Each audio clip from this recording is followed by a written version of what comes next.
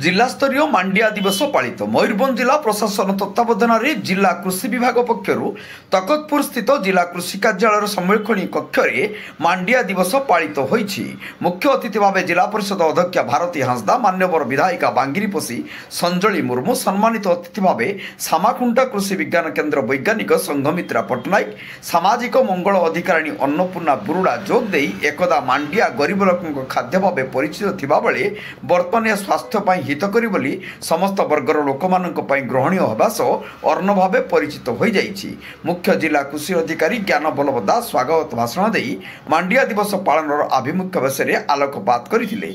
वर्तमान सरकारी स्तर में खाद्य को प्रोत्साहन पाई विभिन्न सरकारी कार्यक्रम में मांडियार प्रस्तुत खाद्य सामग्री लोक परसिबा व्यवस्था रे गुरुत्व दिया जाउछि बोली से कहिथिले।